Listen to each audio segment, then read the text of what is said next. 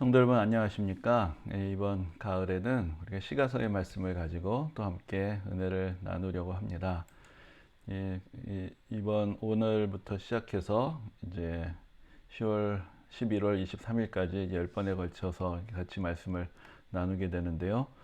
도중에 이제 그 3주째 될 때는 이제 그 추석 연휴로 인해서 하루 쉬게 되겠습니다. 그래서 그 매주 목요일 이제 저녁에 그 영상이 올라가게 되겠고요.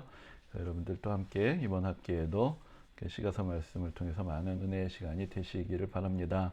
오늘은 첫째 시간으로 시가서 개관에 대해서 전체적으로 한번 살펴보는 시간을 가지고자 합니다. 이제 시가서란 어떤 책인가? 우리가 이제 시가서라는 말 자체가 이제 시다, 그러니까 노래다, 이제 그런 의미를 가지고 있죠. 그래서 시가서는 이제 다른 책들보다도 이 문학적인 서술이 좀 두드러지는 그런 책들의 모음이라고 할 수가 있습니다. 근데 이제 시가서의 이제 중요한 특징을 이해하기 위해서는 이제 먼저 우리가 그동안 배웠던 성경의 순서들을 좀 다시 한번 생각해 보면 좋겠는데요. 먼저 이제 우리가 모세오경이라고 불리는 책들이 구약 성경의 앞부분에 있습니다. 창세기, 출애굽기, 레위기, 민수기, 신명기 이런 책들은 물론 이제 창세기에서 어떤 하나님의 창조와 이스라엘의 조상들의 이야기들이 쭉 나오지만은 그 가운데 이제 중심이 되는 이야기들은 율법들, 하나님께서 이스라엘 백성들에게, 하나님의 백성들에게 주신 그런 명령들, 계명들이 이제 주로 중심이 되어서 이제 실려 있습니다. 그리고 이제 그 다음에 이어지는 역사서는 사실 창세기 또 출애굽기부터 이어지는 그 이야기들을 쭉 받아서 전개를 하면서 이제 이스라엘 백성들이 그 하나님께로부터 율법을 받고 광야 생활을 마친 후에 이제 어떤 일들이 벌어지게 되었는가를 쭉 서술해 주고 있습니다. 그래서 이제 그 역사서의 마지막 우리가 지난 학기에 쭉 살펴보았는데요. 그래서 이제 에스라, 느헤미야, 에스더의 이야기까지, 그래서 이스라엘 백성들이 왕국을 세웠다가 결국은 그 멸망하게 되고 또 포로로 끌려갔다가 돌아오게 되는 그 마지막 이야기까지, 여기가 사실 구약 성경으로 보면은 전체 스토리가 이제 일단 끝이 난 것입니다. 그러니까 이제 시가서라는 책들은, 그리고 그 뒤에 나오는 이제 예언서의 책들은 이 역사서 이후에 또 계속 벌어지는 이야기들이 연장이 되는 것이 아니라 이 역사서에서 그 서술했던 그 시대 안으로 다시 들어가는 것입니다. 그래서 이제 여기서 그 다뤘던 시대 안으로 들어가서 그 안에서 조금 더 다른 장르의 특징을 가지고 그 이야기들을 다시 이렇게 하고 있는 것이죠. 그러니까 여기서는 어떤 계속해서 진행되는 역사적인 이야기들의 연속이 아니라 이미 우리가 살펴보았던 그 시대 안으로 들어가서 성찰하고 또 삶의 지혜를 구하고 신앙의 지혜를 구하고 그 가운데서 하나님께 기도하고 또 하나님께 찬양하는 이제 그런 또 생생한 신앙의 목소리들을 우리에게 들려주고 있는 것입니다. 그래서 이제 어떤 면에서 생각하면은 그 앞까지의 이야기는 3인칭이었다. 그런데 이제 시가서의 특징은 1인칭이다라고 할 수가 있습니다. 그러니까 그동안은 뭐 여러분들 보시는 대로 뭐 아브라함이 어떻게 했다, 다윗이 어떻게 했다, 뭐 솔로몬이 어떻게 했다, 그런 어떤 3인칭 중심으로의 역사의 서술이 쭉 이어졌다면은 이 시가서의 특징이란 것은 많은 이야기들이 나는으로 돼 있다는 것이죠. 그 가운데서 그 신앙의 현장 속에서 살아갔던 사람들의 개인의 목소리, 그러니까 어때서 밖에서 보는 어떤 하나의 객관적인 서술로서가 아니라 그 안에서의 주관적인 체험과 고백의 이야기들을 담고 있는 것이 바로 시가서라고 할 수가 있습니다. 그래서 좀 다른 면에서 보자면 어떤 교리나 율법이 아니라 바로 삶의 현장을 살아가고 있는 신앙인들이 그 가운데서 무엇을 느꼈고 어떤 고민을 했고 어떤 고백을 했고 또 어떤 고난을 당했고 그 문제들을 어떻게 헤쳐나갔고 그 가운데서 어떤 은혜를 받았는가, 이제 이런 이야기들이 중심이 된다고 할 수가 있습니다. 그래서 이 우리가 시가서를 읽어갈 때에는 조금 우리가 조심해야 될 것이 교리적인 교훈을 쉽게 얻거나 교리적인 판단을 쉽게 하기가 어렵다는 것이죠. 뭐 가장 이제 자주 그 이야기되는 뭐 질문되는 것 중에 하나가 뭐 이런 이야기입니다. 아니 예수님은 우리에게 원수를 사랑하라고 말씀하셨는데 우리가 특별히 시편에서 또 그 시들을 보면은 원수를 사랑한 게 아니고 원수를 막 저주하는 그런 이야기들이 나오거든요. 그럼 이걸 우리가 어떻게 받아들여야 하느냐? 우리가 앞에서 말씀드린 대로 우리가 믿음을 가지고 살아가지만 그 현장이란 것이 그렇게 간단하지 않습니다. 여러 가지로 고민이 되고 우리 신앙에 도전이 되고 시련이 찾아오게 되죠. 근데 우리가 시가서에서 듣게 되는 소리들은 그 고민, 그 고통, 그 현장에 직면한 그런 성도들이 그것 때문에 어떻게 고민을 했고 또 그것을 어떻게 이겨내 나갔는가, 그리고 결국 어떤 신앙의 고백에 이르게 되었는가, 또 이런 이야기들을 우리가 쭉 들여다볼 수 있는 그런 이야기들이 됩니다. 그래서 이제 시가서에서는 바로 우리가 어떤 하나님의 뜻을 바로 일차적으로 추출해 내거나 그 말씀을 그대로 인용을 해서 우리 삶의 교훈으로 받을 수 있는 것이 아니라 거기에 공감하고 또 느끼고 또 해석을 하고 또 그러면서 나는 또 나의 삶에서 어떤 고백을 이어가야 할 것인가, 또 그것을 찾아가는 그런 어떤 면에서 신앙의 여정의 동반자가 되는 그런 책이라고 할 수가 있습니다. 그래서 우리 삶의 위에서 어떤 교훈을 내려다 주는 그런 책이 아니라 우리 삶의 곁에서 우리와 함께 이 믿음의 현장을 걸어가고 그러면서 우리를 위로해주고 격려해주고 또 이해해주고 또 우리의 삶의 여러 가지 고민들을 담아줄 수 있는 이제 그런 말씀들이 바로 시가서에 담겨져 있습니다. 이제 그런 면에서 이제 어떤 면에서 율법과 그 역사의 이야기들을 매우 깊은 차원에서 보완해주고 또 우리 신앙을 풍성하게 해주는 그런 말씀들이 바로 시가서에 있다라고 할 수가 있겠습니다. 그래서 이 가을에 우리가 어떤 신앙의 의미, 우리 삶의 의미들을 좀 성찰하는 데 있어서 또 매우 도움이 되는 그런 책들이라고 할 수가 있습니다. 그래서 이제 우리가 시가서라고 하면은 욥기, 시편, 잠언, 전도서, 아가 이 5권의 책을 이야기를 하게 되는데요. 오늘은 그 각 권의 큰 개략적인 어떤 주제들, 큰 틀을 먼저 말씀을 드리고, 그리고 우리가 앞에서 일정 잠깐 보셨던 것처럼 그 각 권에 대해서 조금 더 깊이 있는 내용들을 이제 나누어서 정리를 하는 시간을 계속해서 갖고자 합니다. 그래서 오늘 먼저 이제 큰 개요를 잠깐 말씀을 드리고자 하는데요. 먼저 이제 욥기라는 책이 시가서의 맨 앞에 나옵니다. 그러니까 욥기라는 것은 욥에 대한 기록이라는 뜻이 되죠. 그런데 이 욥기라는 책은 구약 성경에서 또 성경 전체에서 매우 특별한 그런 위치에 있는 책이라고 할 수 있습니다. 어떤 면에서는 매우 깊은 어떤 철학적인 또 신학적인 토론의 장면을 보여주고 있다라고 할 수 있습니다. 그래서 특별히 욥기야말로 이게 밑줄을 치면서 아멘하기 참 어려운 그런 이야기가 됩니다. 다루고 있는 주제도 매우 심각하기 때문에 그렇지만은 그 형식 자체가 우리가 앞에서 말씀드릴 때 이 시가서라는 것은 매우 어떤 문학적인 서술을 하고 있다라고 말씀을 드렸는데, 여기에 어떤 신앙적인 교훈들이 쭉 나열이 되어 있는 것이 아니라 대화로 되어 있고 토론으로 되어 있거든요. 그래서 욥과 욥의 세 친구들이 그 욥에게 닥친 고난의 의미들을 가지고 서로 계속해서 주장을 하고 반박을 하면서 토론을 합니다. 그럼 여기에 이제 누구의 말이 맞는 것인지, 여기에 구절구절 나오는 이야기들 우리가 어떻게 받아들여야 할 것인지, 그것을 이제 우리가 다른 말씀처럼 무슨 바울 서신이나 복음서를 읽듯이 밑줄을 치면서 읽을 수는 없는 것이죠.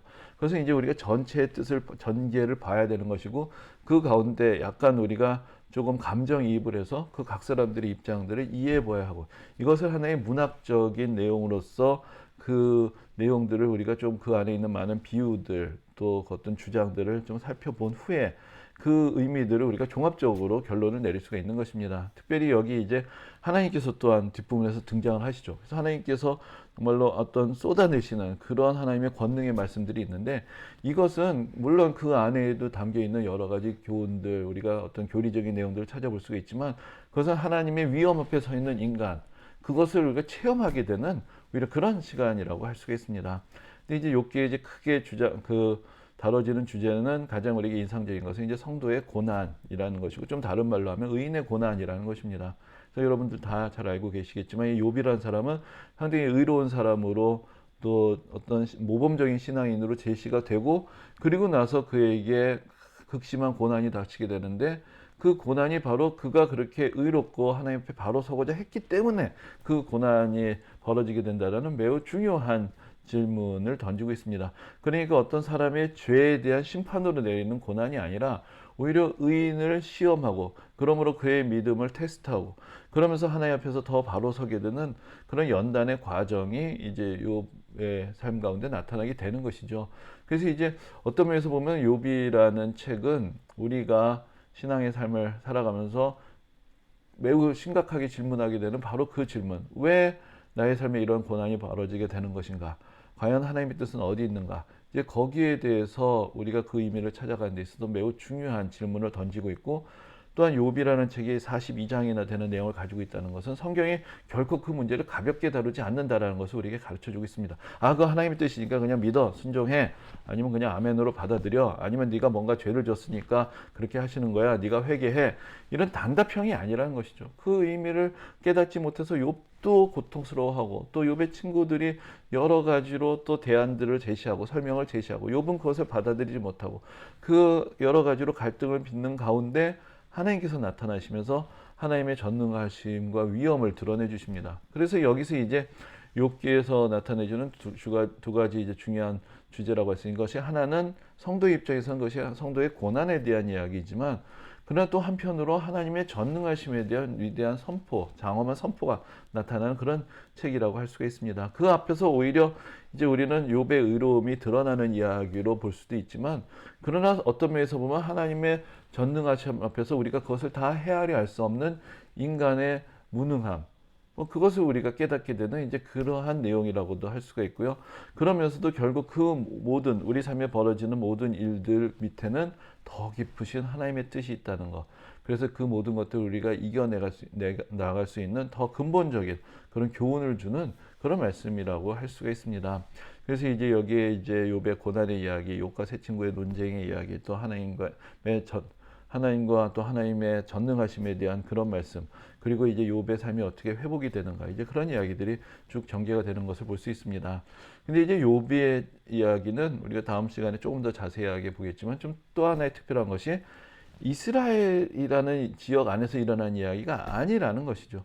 그래서 이제 욥은 동방이라고 되어 있는데, 동방의 우스 땅이라고 되어 있는 것은 이 이스라엘이 우리가 아는 가나안 땅, 팔레스타인 이 지역에서 일어난 일이 아니라는 것입니다. 그러니까 욥은 우리가 아는 이스라엘 12지파 어디에도 속한 사람이라고 알 수가 없고, 욥의 친구들도 사실은 어떤 이스라엘의 12지파 어디에 속한 사람인지 알 수 없는, 오히려 이방의 배경을 가지고 있는데 그러면서도 하나님에 대한 지식을 가지고 있고, 그러면서 인생의 문제를 이야기하고 있는 매우 독특한 배경을 또한 가지고 있습니다. 그래서 이제 욥이라는 책에는 어떤 하나님의 지혜가 이스라엘이라는 그런 경계 안에 머무시는 것이 아니고, 그것을 넘어서 있는 그런 보편적인 어떤 하나님 앞에서 인간의 문제, 이제 그것을 성찰하게 해주는 이제 그런 문을 열어주는 또 말씀이 되기도 하는 것입니다. 또 그리고 이제 이어지는 책이 시편인데, 시편은 뭐 성경에서 가장 분량이 많은 책이죠. 그런데 그 시편에 있어서 가장 중요한 주제는 바로 여러분들 아시는 대로 그 찬양의 내용들이 담겨 있고, 그야말로 우리가 시가서라고 할 때 그것을 가장 대표하는 그 시편이라는 이름의 주제를 가지고 있는데, 이 시편이라는 말의 원래의 제목은 바로 말씀드린 대로 찬양이라는 그런 뜻을 가지고 있습니다. 그래서 여기 이제 성도의 찬양과 신앙의 고백을 담고 있는데, 사실 이제 시편이 어떤 책이냐라는 것을 우리가 이해할 때 좀 도움이 되는 것은, 바로 시편은 구약 시대의 찬송가다, 이제 그렇게 이해하는 것입니다.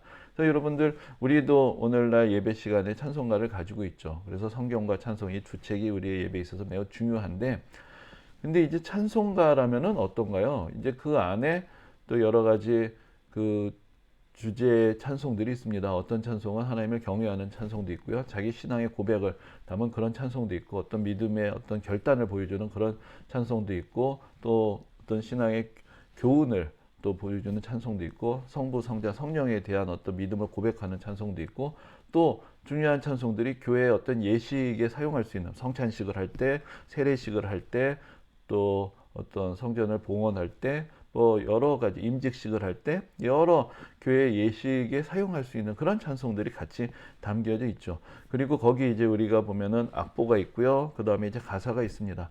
그리고 그 위에 보면은 작은 글씨지만, 뭐 나중에 우리가 시편 공부할 때 좀 더 말씀드리겠지만, 거기 누가 곡을 썼는지, 누가 가사를 썼는지, 이제 이런 이야기들, 정보들이 사실 찬송가 책 안에 같이 담겨 있습니다.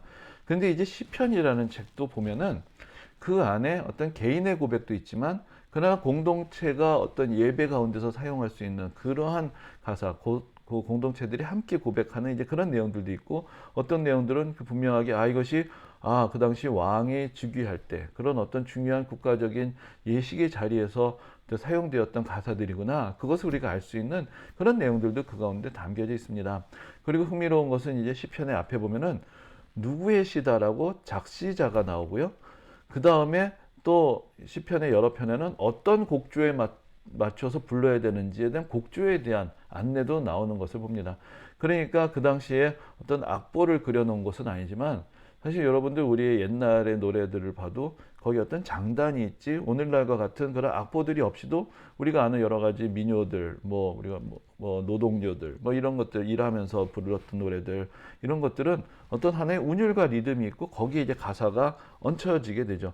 그래서 그 악보가 없어도 사람들이 구전되는 가사에 또 그들이 원래부터 알고 있었던 그 리듬에 맞춰서 그것을 이제 가사를 노래로 만들어서 같이 불 수가 있게 되는 것입니다. 그래서 이제 사실은 그 시편을 보면 그런 구약 시대의 찬송가로 사용되었던 그런 책이구나라는 것을 알 수 있는 그런 사인들을 볼 수가 있습니다. 근데 이제 시편 하면 우리가 다윗이 지었구나라고 되게 그렇게 생각을 하지만 거기 이제 그 작시자들이 누군가라는 것이 이제 많은 책들이 표시가 되어 있는데 거기 보면 물론 다윗이라고 되어 있는 다윗의 시라는 말씀이 제일 많지만 또 많은 그 시들이 또 고라자손의 시 아니면 아삽의 시 이렇게 다른 그 작자들이 이제 붙어 있는 경우가 있습니다. 그리고 그 미상인 경우들도 많이 있고요. 또 어떤 뭐 솔로몬의 시라든지 또 그런 어떤 다른 사람들의 이름들이 또 종종 등장을 하기도 합니다. 그래서 여러 사람들이 하나님 앞에서 드렸던 어떤 찬양의 시들, 고백의 시들, 또 예식에 사용되었던 시들, 이제 그런 내용들이 이렇게 묶여져 있는 그런 책이라고 할 수가 있고요. 그래서 구약 시대 하나의 예배의 모습이 어떤 것이었는지, 또 개인의 경건의 모습이 어떠한 것인지, 또 어떤 찬송을 불렀는지 그런 것들을 우리에게 생생하게 전해주는 이제 그런 책이라고 할 수가 있습니다. 또 그 다음에 이제 나오는 책이 잠언이죠. 근데 잠언이라는 것은 어떤 지혜를 중심으로 하는 책인데 이 잠언이라는 책이 가지고 있는 특징은 사실은 꼭 신앙적이지 않은 그런 일상의 생활의 이야기들을 함께 담고 있다는 것입니다. 그럼 인상적인 이야기 중에 하나가 뭐 다른 사람들에서 보증을 서지 말라 뭐 이런 이야기들도 있고요. 그 구체적으로 그 인간관계를 어떻게 해야 되는지 이제 그런 이야기들도 담겨져 있고요. 그리고 어떤 면에서 이 세상의 만물의 이치들을 이제 들여다보는 뭐 개미에게 가서 지혜를 배우라든지 그런 여러 동물들의 이야기라든지 그러니까 여러 가지 모습들을 통해서 우리가 자연을 관찰하고 이 세상이 어떻게 흘러가는지를 보고 거기서 지혜를 얻는지 그런 내용들을 우리가 많이 볼 수가 있습니다. 그런데 그 지혜라는 것은 그 성경 안에서도 자주 등장을 하는 것이지만은 사실 그 당시에 우리가 조금 넓은 눈으로 보면은 그 당시 이제 중동에 여러 그 당시 이제 그 나일강 유역에 이집트 문명이 있었고요. 또 메소포타미아 지역을 통해서 또 여러 제국들이 그 당시에 등장을 하고 있었는데 그러한 지역에서 통용이 되는 어떤 지혜서라는 장르가 있습니다.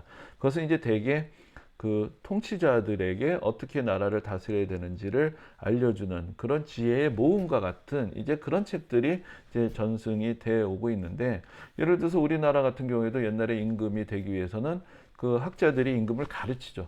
그러면서 대개 이제 우리나라에서는 뭐 논어라든지 그런 유교의 경전들을 왕에게 가르치면서 어떻게 나라를 다스려야 되는지 그것을 가르쳐주는 그런 지혜가 전승이 되어 오는데 사실은 그 당시 이제 고대의 중동 지역에서도 이제 그런 장르들이 있습니다. 거기에 그 왕으로서 또 어떻게 통치를 해야 되고 어떤 관계를 가져야 되고 어떻게 자기를 다스려야 되고 이제 그런 교훈을 주는 내용들이 있는데 사실 잠언의 내용들이 사실 그런 내용들하고 서로 이제 그 연결이 되는 그런 내용들을 같이 담고 있는 것을 볼 수 있습니다.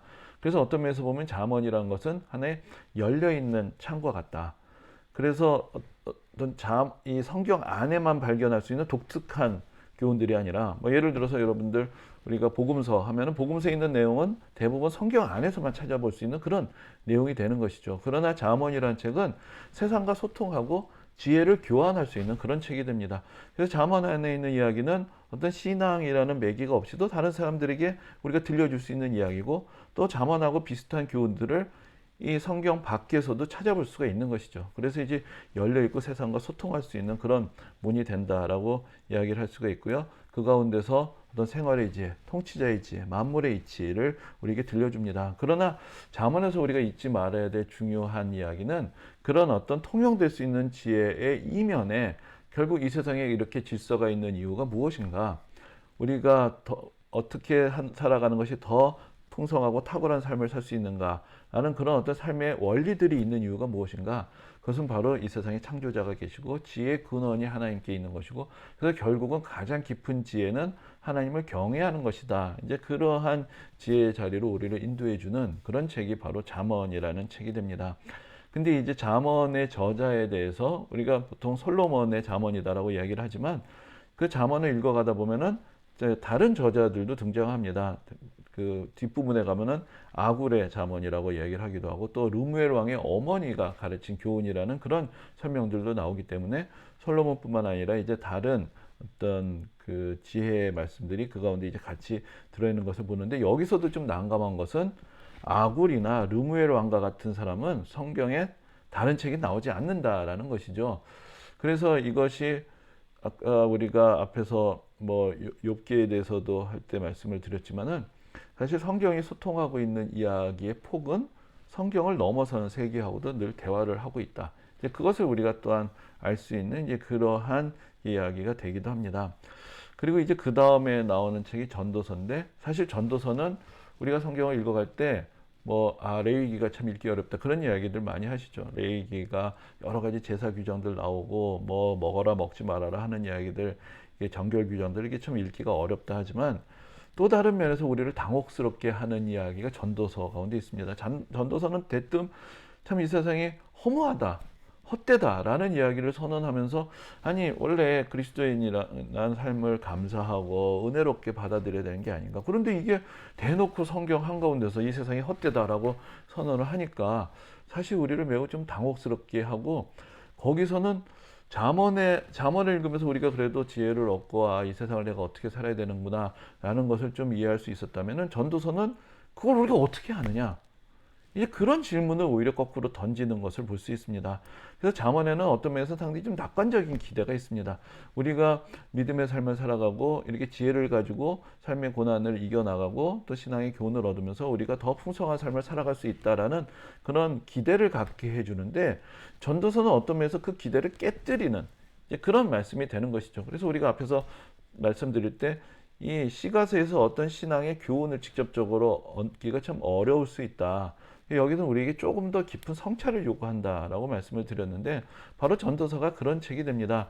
전도서는 우리가 그 신앙의 삶 앞에서 또 성경을 읽어간다면은, 또 욥기라든 그 앞에서 역사서라든지 또 잠언에서 볼 수 있는 어떤 교훈의 이야기들을 통해서 내가 믿음 생활을 잘하고 하나님을 경외하면 내 삶이 또 풍성하고 복을 받겠구나, 뭐 이런 기대를 할 수 있지만, 그것을 오히려 뒤흔드는 그런 책이 될 수 있는 것이죠.